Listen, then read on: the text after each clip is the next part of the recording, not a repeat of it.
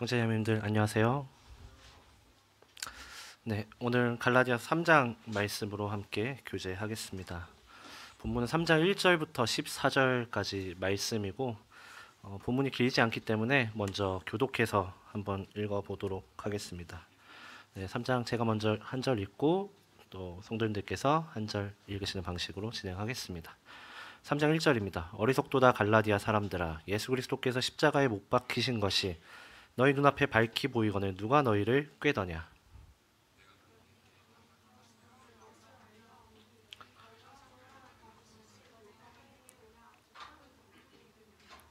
너희가 이같이 어리석으냐. 성령으로 시작하였다가 이제는 육체로 마치겠느냐.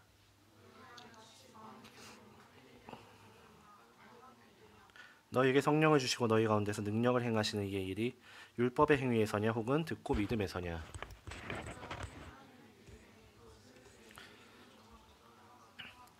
그런즉 믿음으로 말미암은 자들은 아브라함의 자손일 줄 알지어다.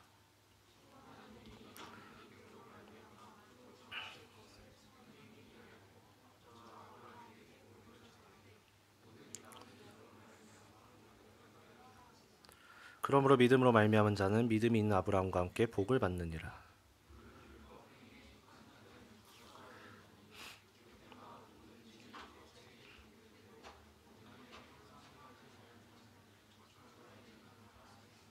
또 하나님 앞에서 아무도 율법으로 말미암아 의롭게 되지 못할 것이 분명하니 이는 의인은 믿음으로 살리라 하였음이라.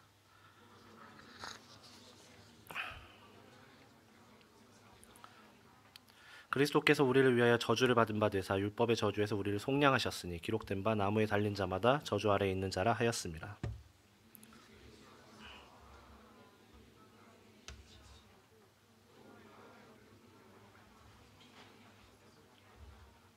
네, 감사합니다. 2장 마지막 말씀이 이렇게 끝납니다. 만일 의롭게 되는 것이 율법으로 말미암으면 그리스도께서 헛되이 죽으셨느니라. 즉 그리스도를 헛되이 죽은 것처럼 만들고 있는 것이 무엇이냐? 누가 너희를 이렇게 그리스도가 헛되이 죽은 것처럼 만들도록 꾀고 있는가?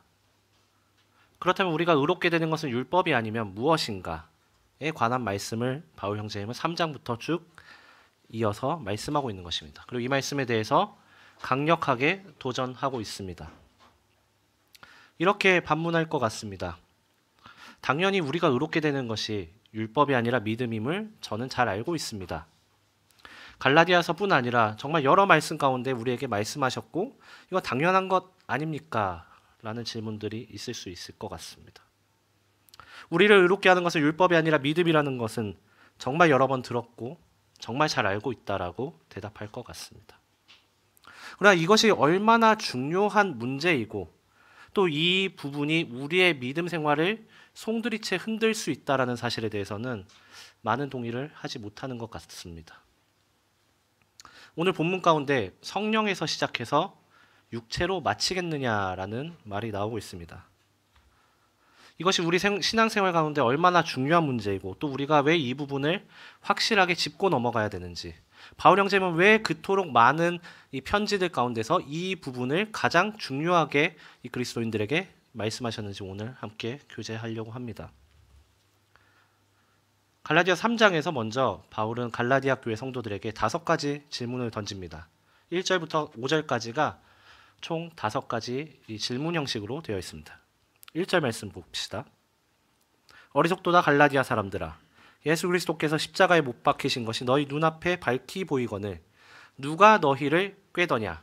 무슨 질문을 던졌습니까? 누가 너희를 꾀고 있느냐라는 질문을 던지고 있는 것입니다. 누가 너희를 꾀고 있느냐, 이 어리석은 사람들아 라고 이야기하고 있습니다. 이것은 바울 형제님이 평소에 썼던 어떤 논조보다 훨씬 더 강력한 이 책망입니다. 단순하게 아이 바보야 뭐 이러한 말투가 아닌 것이죠. 바울 형제님은 그토록 사랑하는 성도들에게 항상 이 사랑과 위로와 또 내가 너무나 사랑하는 성도들이라고 표현했는데 이 말씀 가운데서는 어리석도다 갈라디아 사람들아 라고 질책하면서 강한 어조로 꾸짖고 있습니다. 예수 그리스도께서 십자가에 못 박히신 것을 너희가 분명히 보았고 밝히 보았는데 이제 너희가 이 그리스도를 헛되이 죽은 것처럼 만들고 있기 때문이었습니다. 바울 형제님이 이렇게 강하게 질책했었던 이유가 무엇이었을까요? 그것은 첫 번째 질문인 누가 너희를 꾀더냐 이 말씀에 달려있는 것이죠. 갈라디아 성도들을 그렇게 만들고 있고 그렇게 꾀고 있는 어떤 누군가 때문에 바울 형제는 매우 강하고 답답한 마음으로 이 논지를 계속 이어나가는 것입니다. 우리는 우리 삶 가운데서 내가 무엇을 하느냐에 사실 많이 집중이 되어 있습니다. 그런데 먼저 내가 누구의 말을 듣고 있고 내가 무엇을 보고 있고 무엇을 생각하고 있는지를 알아야 됩니다. 갈라디아 사람들을 꾀고 있었던 가장 궁극적인 자는 누구였을까요? 사단이었겠죠. 사단의 주 목적은 무엇입니까? 우리는 사단이 주님을 믿지 않는 어떤 구도자들에게만 역사하고 있다라고 생각을 하는데 사실 사단의 주 목적은 사람들로 하여금 하나님을 믿지 못하게 방해할 뿐 아니라 그리스도인들로 하여금 하나님의 능력 가운데 살지 못하게 하는 것이 사단의 주 목적입니다. 여러분 저희 본문 교재 SBA 교재를 좀 읽어보셨겠죠? SBA 교재를 보시면 사단의 속성에 대해서 나와 있습니다. 우리가 이 지피지기면 백전백승이다라는 말이 있듯이 우리는 사단이 얼마나 우리 삶에서 큰 회방을 놓고 있고 또 우리를 얼마나 하나님께로부터 멀어지게 하고 있는지를 잘 먼저 알아야 됩니다. 이 사단의 속성에 대해서 SBA 교재에 나온 대로 한번 보겠습니다. 첫 번째는 시험하는 자입니다. 사단은 무슨 일을 하나요? 우리를 죄 가운데로 유혹하고 또 그 유혹에 빠지도록 우리를 항상 시험하고 있습니다. 두 번째 마귀라고 되어 있는데요. 계시록 12장 10절 말씀을 이 예시 본문으로 들었습니다. 하나님 앞에 밤낮 침소하던 자, 이 자가 사단이라는 표현이 나오는데 이 침소가 무엇이냐면 남을 헐뜯어서 죄가 있는 것처럼 꾸며 윗사람에게 고하여 바친다라는 의미를 갖고 있습니다. 우리가 대표적인 사례를 생각해 보실 것은 마귀가 하나님 앞에서 이 욥에 대해서 침소하는 장면들이 나옵니다. 욥이 하나님을 그냥 섬길 리가 없다. 하나님께서 그에게 주신 모든 것들을 걷어가면 욥이 하나님을 욕하고 하나님을 배반할 것이다라고 침소했었던 장면들을 우리는 생각해 보게 됩니다. 마귀는 밤과 낮이 없습니다. 우리는 밤이 되면 자고 낮이 되면 일어나죠. 물론 반대의 경우도 있을 수 있습니다. 하지만 마귀는 24시간, 365, 24시간 매시 매분 매초 항상 모든 곳에서 우리를 침소하고자 합니다. 성도를 어떤 죄책감과 또 어떤 수치심에 사로잡히게 하고 또 그가 죄를 지었을 때 하나님께 회개하는 것을 막고 오히려 하나님으로부터 멀리 떨어지도록 하는 역할이 마귀의 역할입니다. 세 번째는 악한 자라고 나와 있습니다. 악한 자. 하나님 앞에서 악은 무엇입니까? 하나님께 속하지 않은 모든 것을 의미하고 있습니다. 그러나 어느 순간 사단은 우리에게 악을 악이라고 생각하지 않도록 만들고 있습니다. 악을 선이라고 생각하게 만들고 있습니다. 세상의 문화들을 우리 가운데 점점 스며들게 하고 있고 성경의 가르침과 반대되는 어떤 이상, 문화, 이런 가치관들을 우리에게 안겨다 주고 있습니다. 네 번째 SBA 교재에 참조해 보시면 살인자, 거짓말쟁이라고 나와 있습니다. 대표적인 사례가 무엇이 있을까요? 제일 처음 사단이 나타나서 이 사람에게 거짓말했었던 것. 아담과 하와에게 나타났었던 뱀의 모습이겠죠. 하나님께서 금하신 열매를 먹으면 너희가 하나님처럼 될 수 있다라고 속였던 것. 너희가 결코 죽지 아니하리라 라고 속였던 것. 이것은 비단 아담과 하와에게만 나타날 뿐 아니라 우리에게도 계속 사단은 공격하고 있습니다. 다섯 번째는 가장의 명수라고 되어 있습니다. 사단은 우리에게 절대 악한 모습으로 나타나지 않습니다. 선한 모습으로 가장하여 접근하고 우리로 하여금 하나님 앞에 올바른 선의 길로 인도하는 것처럼 나타납니다. 우리가 앞서 교제했었던 고린도 후서에서도 이러한 장면들이 나옵니다. 거짓 사도와 속이는 일꾼이 이 사단의 조종을 받아서 자기를 그리스도의 사도로 가장하고 의의 일꾼으로 가장했었던 이 모습들이 나오게 됩니다. 사단은 여러 속임수로 그리스도인들을 유혹하고 거짓에 속게 하고 파멸에 이르게 하고자 합니다. 이 사단이 지금 꿰고 있다라는 것이죠. 이 사단이 지금 이 갈라디아 성도들을 꿰고 있다라는 사실을 바울 형제는 말씀하고 있는 것입니다. 두 번째 질문은 무엇입니까? 2절입니다. 내가 너희에게서 다만 이것을 알려하노니 너희가 성령을 받은 것이 율법의 행위로냐 혹은 듣고 믿음으로냐. 갈라디아 교회 성도들은 바울 형제님이 전한 복음을 듣고 믿었습니다. 예수님께서 십자가에서 이루셨던 그 일을 믿음으로 받았습니다. 그리고 그 결과 그들은 하나님께서 주시는 복, 하나님께서 주시는 이 성령을 선물로 받았습니다. 우리가 처음 주님을 믿었을 때를 한번 떠올려 보자라는 것이죠.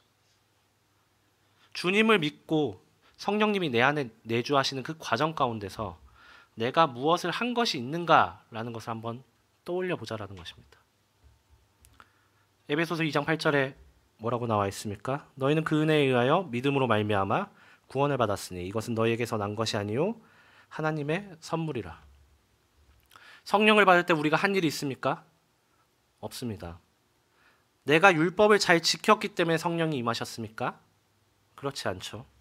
오직 하나님의 은혜로 말미암아 믿음으로 말미암아 성령이 우리에게 임하셨고 우리는 성령의 역사를 경험했었던 것입니다.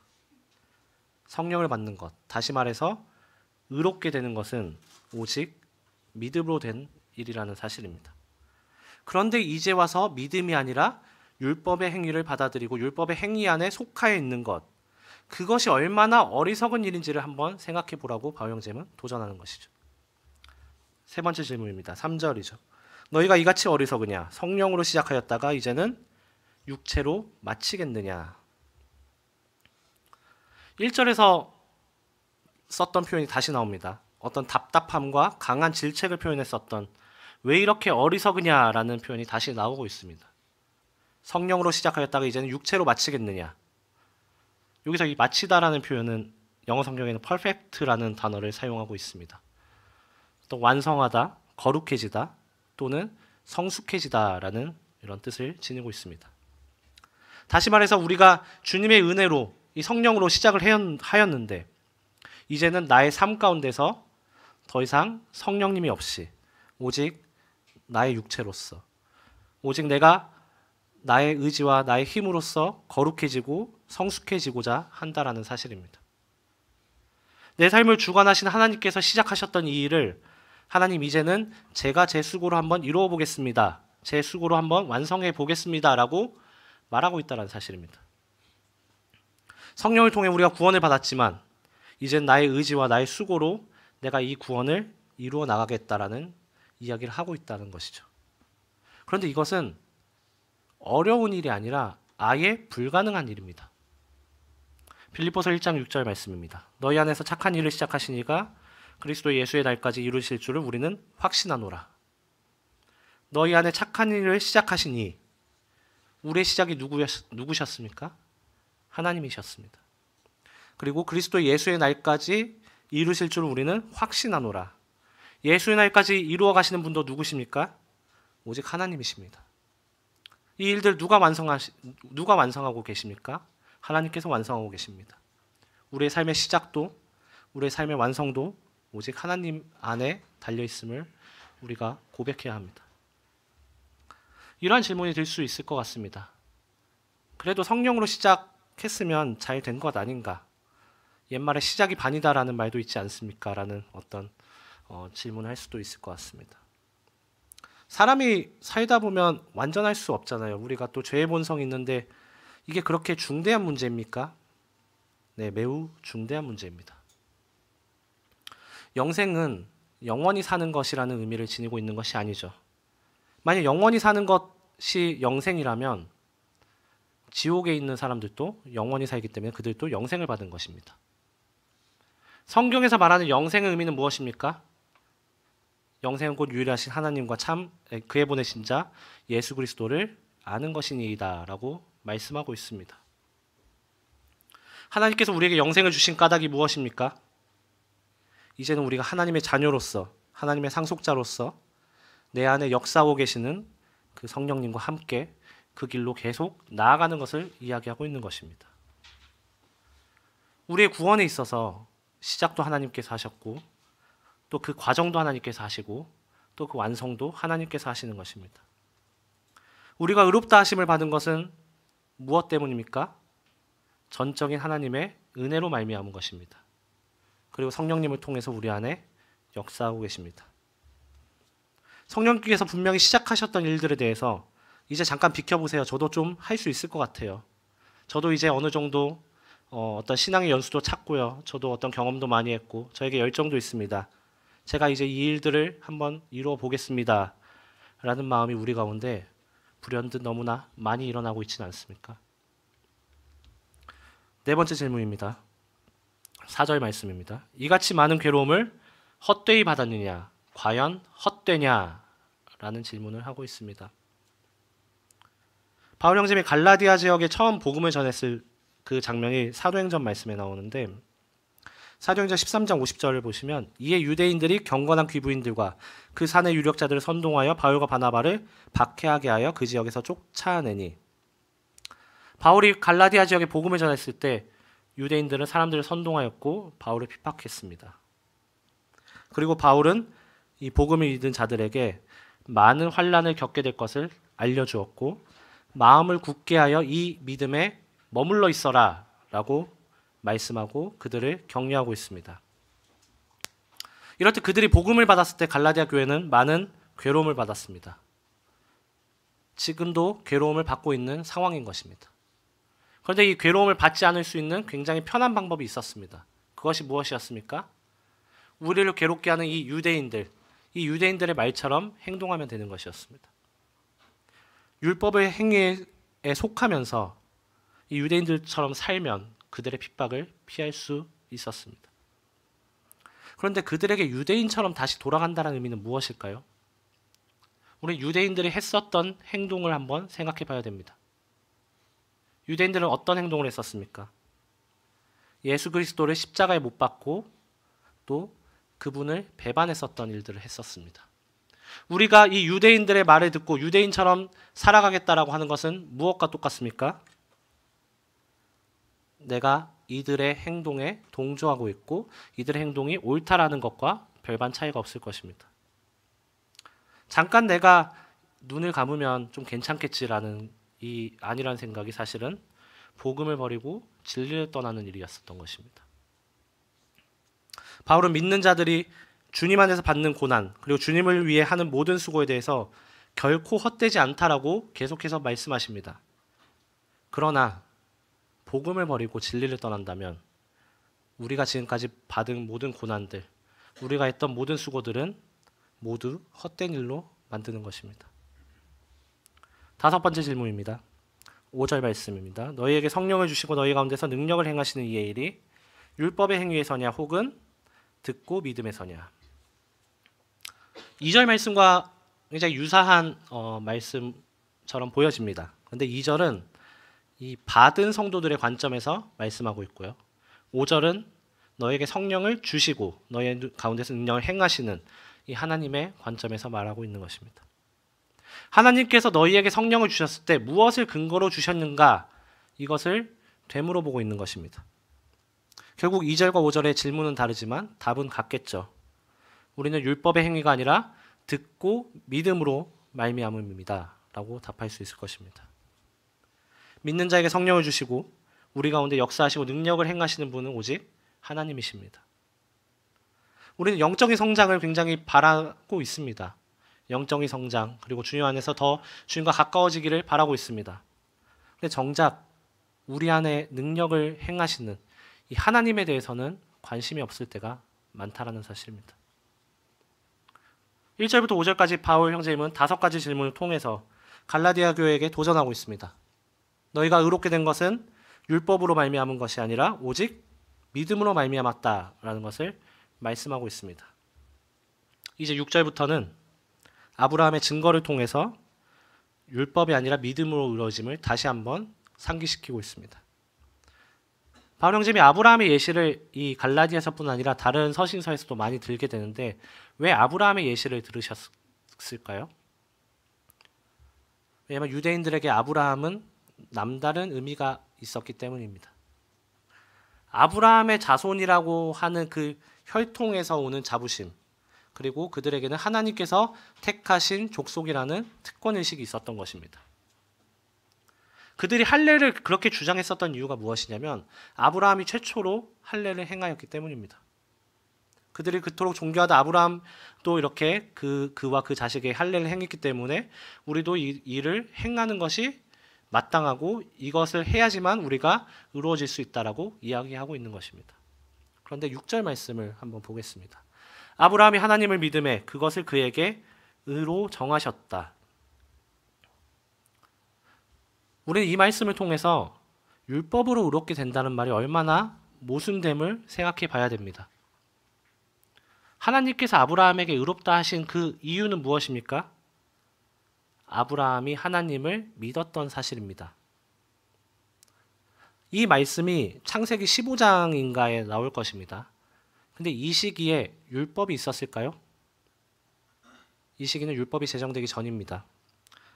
17절 말씀에 17절에 잠깐 보시면 하나님께서 미리 정하신 언약을 430년 후에 생긴 율법이 폐기하지 못하고 그 약속을 헛되게 하지 못하리라. 아브라함에게 하나님께서 의롭다 하신 430년 이후에 율법이 제정된 것입니다. 할례는 언제 아브라함이 했을까요? 이 말씀을 듣고 약 10년 후에 아브라함이 할례를 행하게 됩니다.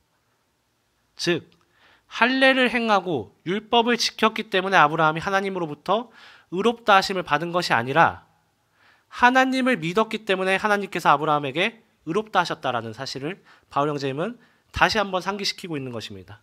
그런데 왜 너희가 할례와 율법을 통해서 의롭게 될 수 있다라고 꿰고 있고 선동하고 있느냐라고 질문하고 있는 것입니다. 그런즉 믿음으로 말미암은 자들은 7절 말씀입니다. 아브라함의 자손인 줄 알지어다. 우리는 이 말씀을 통해서 누가 아브라함의 자손인지, 누가 의롭다 하심을 받는 백성인지 알 수 있습니다. 여기서 바울은 아브라함의 자손에 대한 새로운 개념, 새로운 정체성을 이야기하고 있습니다. 아브라함과 어떤 혈통적인 관계에서 오는 것이 아니라 유대인이나 이방인이나 차별이 없는 이 새로운 관계를 이야기하고 있습니다. 오직 믿음으로 말미암은 자들, 그 자들만이, 오직 믿음으로 말미암은 자들만이 너희가 그토록 자랑스러워하는 이 진정한 아브라함의 자손, 다시 말해서 의롭다 하심을 받은 자들이라는 사실을 이야기하고 있습니다. 이것은 할례를 통해서 이루어지는 것도 아니고 율법을 잘 지킴으로 이루어지는 것도 아닙니다. 오직 하나님을 믿는 것, 그것에서 이루어지는 것입니다. 8절 말씀에서 바울 형제는 이 창세기의 이 말씀을 다시 인용합니다. 그러면서 아브라함을 통해서 유대인만 아니라 모든 이방인들도 복을 받으리라, 이 말씀이 이미 성경에 기록되어 있음을 증언하고 있습니다. 유대인들은 이방인들에게 그렇게 이야기합니다. 너희가 우리처럼 이 유대인처럼 되어야 너희가 복을 받을 수 있고 너희가 하나님으로부터 의로움을 받을 수 있다라고 이야기하지만 하나님께서는 이미 아브라함에게 말씀하셨다는 사실입니다. 처음부터 하나님의 계획 가운데는 이 구원받은 우리가 포함되어 있었다라는 이 놀라운 사실을 우리는 발견하게 됩니다. 유대인이 되어야 복을 받는 것이 아니라 유대인이나 이방인이나 관계없이 이 복을 주시는 이 하나님께서만이 복을 주신다는 사실입니다. 우리의 근거는 오직 믿음이 되어야 됩니다. 믿음으로 하나님께서 의롭다 하셨고 또 하나님의 정하신 기준에 이를 수 있는 이 복을 허락하시고 계십니다. 그래서 이렇게 결론을 내리는 것입니다. 9절 말씀에 그러므로 믿음으로 말미암은 자는 믿음이 있는 아브라함과 함께 복을 받느니라. 믿음으로 말미암은 자가 오직 의롭다 여김을 받고 복의 길을 갈 수 있는 것입니다. 이스라엘 백성들이 이 율법을 고수했었던 이유가 무엇일까요? 그들이 그것을 끝까지 지켜 행하고자 했었던 이유가 무엇입니까? 그들이 하나님을 미워해서 그런 것이 아니겠죠. 사실 굉장히 어려운 일이었습니다. 그런데 계속 그것을 하고 싶었었던 이유가 무엇이었습니까? 그들은 나름대로의 하나님의 복을 받고자 했었던 것이었습니다. 그러나 그 방향과 또 그 방법이 잘못되었다라는 사실이죠. 우리가 초행길을 가면 무엇을 키죠? 내비게이션을 키게 됩니다. 그리고 내비게이션이 인도하는 대로 그 목적지에 이르게 됩니다. 그러나 내비게이션을 켜지 않고 내가 가다가 갈래길을 만나면 이 중에서 이 길이 더 좋아 보여, 아니면 이 길이 좀 더 깨끗해 보여 하고 그 길로 계속 나아간다면 어떻게 되겠습니까? 내가 가고자 하는 목적지와 정반대의 길, 또 처음 보는 다른 길로 돌아서게 될 것입니다. 심지어 이 길이 내가 지금 가고자 하는 그 목적지가 아님에도 계속 그 길을 가고 있는 것, 내가 이렇게 가다가 언젠가는 또 올바른 길로 갈 수 있겠지라고 멈춰서지 않으면 더 먼 길로 돌아가게 되는 것이죠. 이것이 율법의 행위에 속한 삶을 살아가는 것입니다. 믿음을 복의 길이라고 말씀하고 있습니다. 반대의 길도 있겠죠. 복의 길의 반대의 길은 무엇입니까? 저주의 길입니다. 10절 말씀입니다. 율법 행위에 속한 자들은 저주 아래 있나니 기록된 바 누구든지 율법책에 기록된 대로 모든 일을 항상 행하지 아니하는 자는 저주 아래에 있는 자라 하였습니다. 주의할 것은 저주 아래에 있는 자들이 어떤 율법을 행하는 자들이 아니라 율법 행위에 속한 자들이라고 말씀하고 있는 것입니다. 즉, 내가 율법을 지켜서 하나님께 어떤 은혜를 받으려고 하는 자들, 이들을 율법 행위에 속한 자들이라고 이야기하고 있습니다.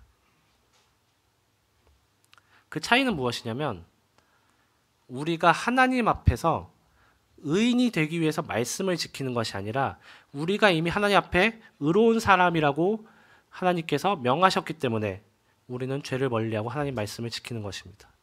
우리가 하나님의 자녀이기 때문에 내가 사랑하는 나의 아버지, 이 하나님의 말씀을 지키고 그분의 명령에 준행하는 것입니다. 복과 저주의 차이가 무엇일까 한번 생각해 봅시다. 하나님 앞에서의 복은 무엇입니까? 하나님 통해서 받는 은혜와 또 그 사랑 가운데 거하는 것. 그리고 또 그리스도인들에게 주어지는 복은 무엇입니까? 주님께서 보내신 보혜사, 이 성령님이 내 안에 내주하고 계신 것. 이것이 복의 길입니다. 그럼 저주는 무엇일까요? 하나님과 무관한 삶을 살아가는 것. 그것이 바로 모든 저주의 길입니다. 이 길은 우리가 가야 하는 길과 완전히 반대 방향의 길입니다. 우리가 올바른 길로 들어서려면 내비게이션을 켜야 되듯이 우리를 인도하시는 이 성령님을 통해서만이 우리는 의의 길로 들어갈 수 있습니다.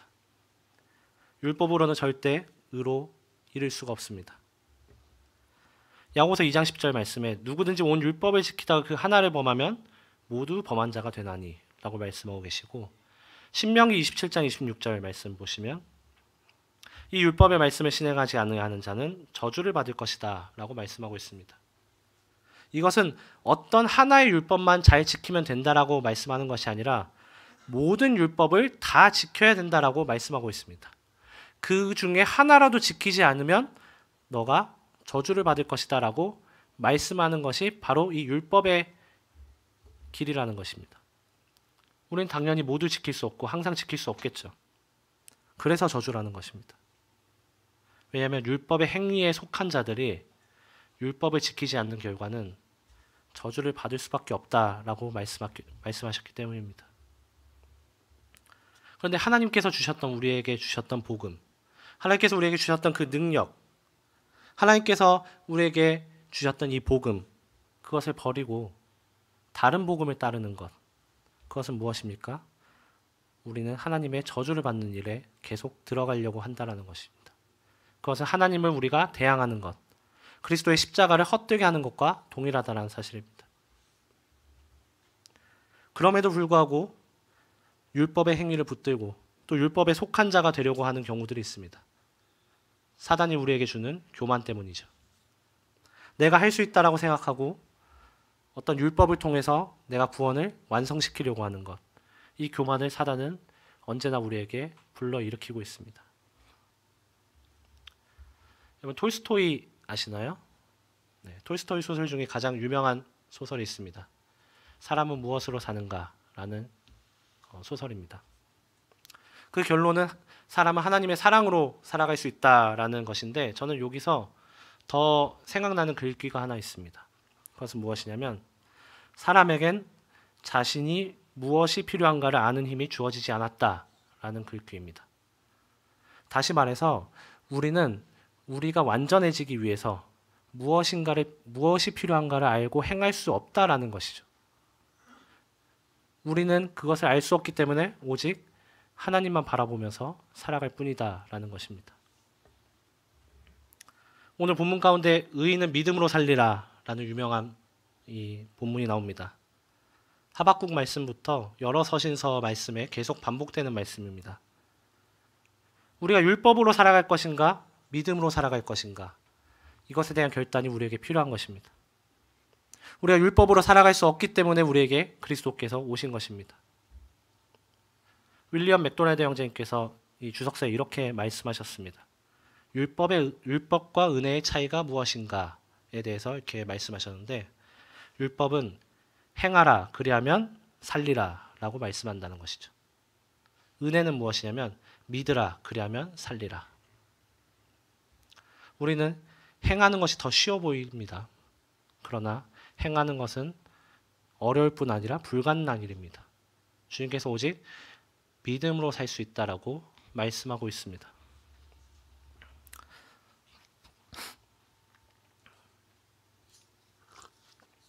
13절에서 14절 말씀입니다.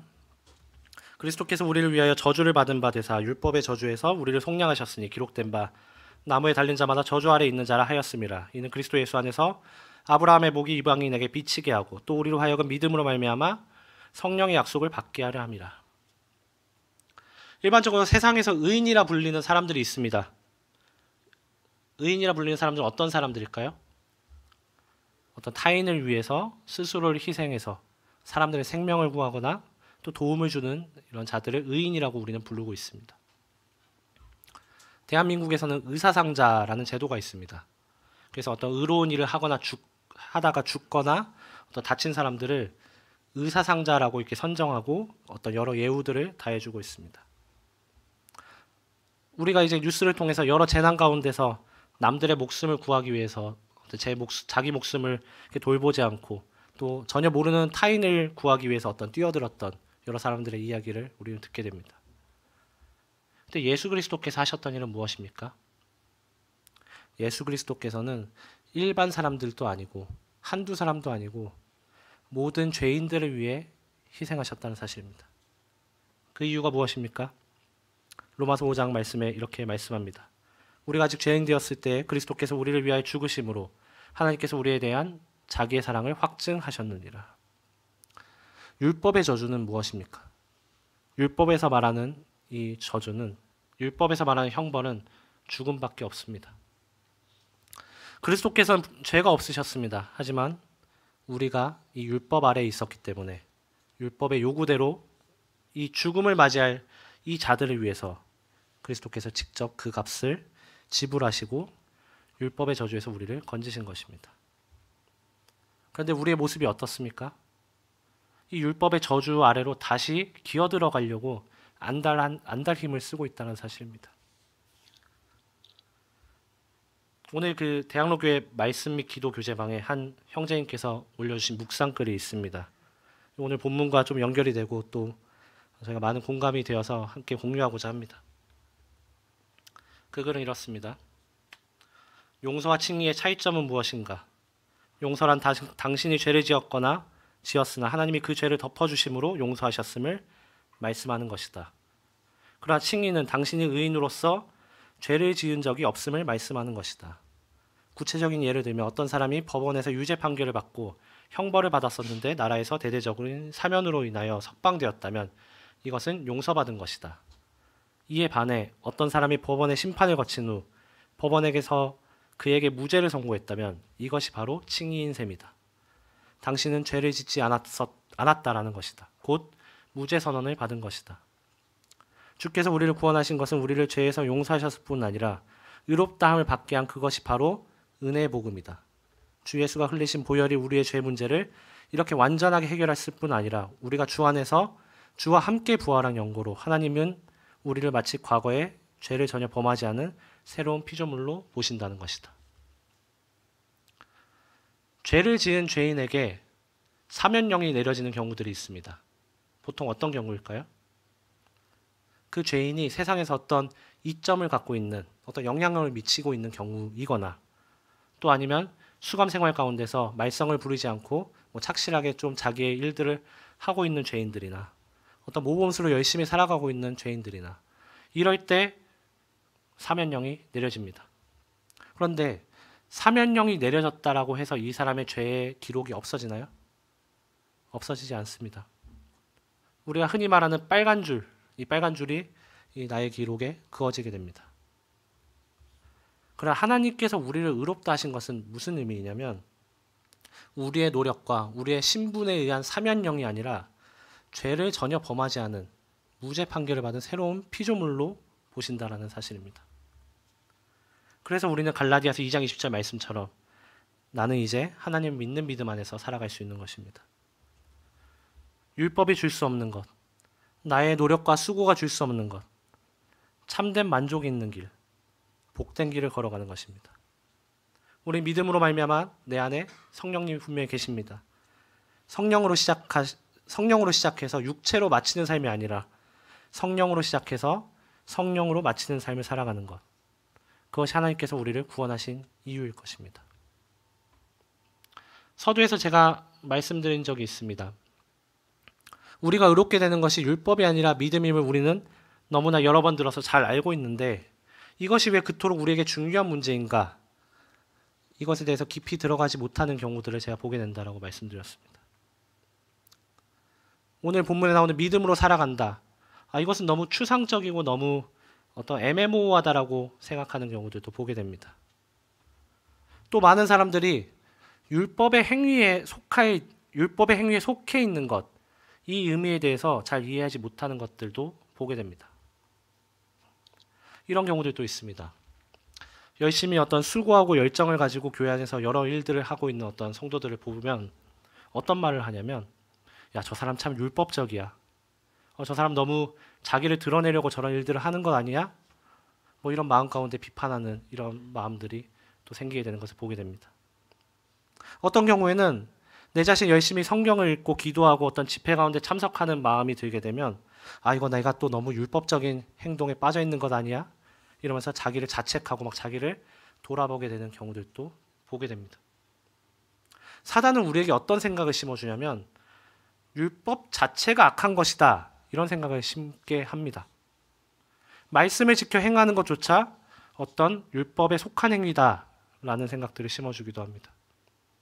그리고 서로를 비방하게 하고 서로를 비난하게 하고 서로의 마음을 갈라지게 하고 자기 자신을 마음을 괴롭게 하기도 합니다. 하나님께서 분명 여러 말씀 가운데 말씀하셨죠. 충성되이 행하라 라고 말씀하고 있습니다. 또 하나님의 계명을 지켜 행하는 자가 오직 하나님을 사랑하는 자라고 말씀하고 있습니다. 이 율법책을 내 입에서 떠나게 하지 말며 주야로 그것을 묵상하여 그 가운데 기록한 대로 다 지켜 행하라 라고 말씀하고 있습니다. 쉬지 말고 기도하라라고 말씀하고 있습니다. 우리는 항상 부지런하여 게으르지 말고 열심을 품고 주를 섬기라라고 말씀하고 있습니다. 그런데 내가 이 모든 것들을 행할 때, 내가 주를 섬길 때 그 동기가 무엇이고 내가 무엇을 원하고 있고 내가 무엇을 바라보고 있는가, 이것에 차이가 있다는 것이죠. 그래서 마지막으로 성령으로 시작해서 성령으로 마치는 삶, 성령으로 완성하는 삶이 무엇인지 함께 좀 교제하고자 합니다. 오늘 본문 가운데 의인은 믿음으로 산다라고 말씀하고 있습니다. 도대체 믿음으로 사는 것이 무엇입니까? 우리 때로 이런 이분법적인 사고를 할 때가 있습니다. 기도하려면 하나님께서 다 들어주실 텐데 우리가 그저 믿음으로 하나님께 기도만 하면 하나님께서 다 이루어 주실 것이다. 내가 뭘 하려고 하지 말고 하나님께서 다 하실 수 있도록 우리는 기도만 하자. 어떤 이런 너무나 이분법적인 사고를 할 때가 생기게 됩니다. 믿음으로 산다라는 것은 내가 맹목적인 고백을 한다라는 의미가 아닙니다. 내가 하나님을 믿으니 내가 구하면 하나님께서 모든 것을 다 이루어 주실 거다라고 생각하는, 오늘날의 표현을 따지면 어떤 행복 회로를 돌리는 그런 안빈낙도의 삶을 이야기하고 있는 것이 아닙니다. 믿음으로 살았던, 오늘 의인은 믿음으로 살리라라고 말씀하고 있는데 믿음으로 살았던 의인의 특성들이 성경에 여러 군데 나와 있습니다. 제가 몇 구절 읽어드리겠습니다. 창세기 6장 9절에 노아는 의인이요 당대의 완전한 자라 그가 하나님과 동행하였으며, 시편 32편을 보시면 너희 의인들아 여호와를 기뻐하며 즐거워할지어다. 사도행전 10장 22절에 고넬료의 표현이 나오는데 백부장 고넬료는 의인이요 하나님을 경외하는 사람이라. 믿음으로 사는 의인의 특성에 대해 나오는데 이 특성이 무엇이냐면 하나님과 동행하였고 여호와를 기뻐하고 즐거워하였고 항상 하나님을 의지하였고 하나님을 경외하던 사람이었습니다. 이것이 믿음으로 사는 삶입니다. 내가 하나님을 기뻐하고 즐거워하고 경외하기 때문에 그렇기 때문에 하나님의 말씀에 순종해 나가고 열심을 품고 주를 섬기는 것, 그것이 의인의 삶입니다. 즉 내가 먼저 열심을 품고 주를 섬김으로 내가 하나님의 자녀가 된 것이 아니라 또 내가 완전한 사람이 된 것이 아니라 내가 이제 아버지 하나님의 너무나 사랑하는 자녀이기 때문에 그 말씀에 순종하고자 하는 것, 그것이 의인의 삶이라는 것입니다. 그것이 믿음으로 사는 삶이라는 것입니다. 율법에 속한 사람과 의로운 사람은 그 선후 관계가 완전히 달라지게 됩니다. 내가 주님 앞에서 내 자신을 돌아보았을 때 내가 나의 행위로서 의로워지고 우쭐해지고 또 완전해지고자 하는 마음이 있으면 주님 앞에 다시 무릎을 꿇어야 합니다. 그리고 다시 내가 주님의 말씀 앞에 순종하는 마음으로 돌아서야 됩니다. 육체로 마치는 삶이 아니라 성령으로 마치는 삶, 성령으로 완성하는 삶이란 내 안에 착한 일을 시작하신 그분을 끝까지 바라보는 것입니다. 갈라디아서 5장 말씀에 성령으로 완성하는 삶에 대한 구체적인 예시가 있습니다. 5장 말씀 교제할 때 더 자세하게 얘기하겠지만 5장 15절에 성령을 따라 행할 것, 5장 18절에 성령으로 인도하심을 받을 것, 5장 25절에 성령으로 살 것에 대해 말씀하고 있습니다. 내 안에 계신 성령님의 이 세밀한 음성에 내가 정말 귀를 기울일 때, 성령으로 살아갈 때만이 이 성령으로 완성하는 삶들이 가능해지는 것입니다. 어렸을 때 제가 소책자에서 이러한 글을 읽은 적이 있습니다. 어떤 택시 운전사가 이 시골길을 이제 손님을 내려줘 시골길을 가다가 어떤 할머니를 발견하게 됩니다. 이 할머니가 어떤 엄청 큰 짐을 이렇게 들고서 너무나 힘들게 걸어가고 있는 모습을 발견하게 됩니다. 이 택시 기사가 이 할머니를 봤을 때 자기 이 어머니의 모습이 겹쳐 보이면서 이 할머니 그 앞에 차를 멈춰 세우고 할머니한테 이야기합니다. 할머님 여기 타십시오. 어디까지 가십니까? 할머니가 저 돈 없어요. 괜찮아요. 괜찮습니다. 제가 태워드리겠습니다. 한사코 거부한 할머니를 이 택시기사가 이제 태웁니다. 이 택시기사가 이제 목적지를 물어보고 이 목적지로 가고 있습니다. 근데 뭔가 이상한 기분이 들어서 백밀러로 이 할머니의 모습을 보고 있는데 할머니가 무엇을 하고 있습니까? 자기가 이고 있던 짐을 계속 이고 있는 것입니다. 계속 땀을 흘리면서 이 짐을 이고 있는 것입니다. 택시가 막 좌회전하면 막 이게 짐이 옆으로 쏠리니까 이걸 다시 막 똑바로 하려고 안간힘을 다해서 짐을 지고 있는 모습을 발견하게 됩니다. 택시기사가 할머니한테 이야기합니다. 할머님, 이 차 타셨으니까 짐 옆에 내려놓으세요. 할머니가 뭐라고 했겠습니까? 아니, 태워주시는 것도 고마운데 제가 이 짐은 제가 들고 있어야죠. 우리의 삶이 이 할머니처럼 은혜를 누리지 못하는 삶이 되지 않기를 기도합니다. 또 옆에 있는 성도들 향해서 야, 나는 이렇게 열심히 짐을 지고 있는데 너는 그리스도인이라면서 뭘 하는 거야? 라는 어떤 비판적인 마음이 들지 않기를 기도합니다. 수고하고 무거운 짐진 자들아 다 내게로 오라 주님께서 말씀하고 있죠. 이 말씀은 우리 앞에 더 이상 어떤 슬픔이나 어떤 고난이 없다라는 이야기를 하는 것이 아닙니다. 이 말씀은 이제 내가 의로워지기 위해서 정말 여러 짐들을 안간힘을 향해서 들었던 이 짐들을 이제는 내려놓고 하나님 앞에 다 내려놓고 이 성령님께서 운행하시는 이 삶 가운데서 그 길에 탑승해서 목적지까지 그분을 바라보면서 가자라는 말씀을 하고 있습니다. 네, 이상으로 마치겠습니다. 기도하겠습니다. 주님 감사합니다. 저희는 이제 육체에 속한 삶이 아니라 오직 하나님께서 의롭다 하신 그 삶에 들어섰음을 이 시간 고백합니다. 주님, 저희의 어떤 행동이나 저희의 마음으로 절대 의로워질 수가 없고 오직 하나님의 은혜와 사랑으로 또 우리의 믿음으로 의로워졌음을 이 시간 고백합니다. 주님, 의인의 믿음으로 살리라라고 말씀하셨던 이 말씀처럼 저희가 담대하게 이 말씀을 선포하면서 이 길을 걸어가기 원합니다. 우리의 교제 가운데 또 우리의 간증 가운데 정말 하나님께서 베푸신 이 은혜를 경험하고 또 이 하나님을 깨달은 이 삶들이 우리 가운데 넘쳐나길 기도합니다. 예수님으로 기도했습니다.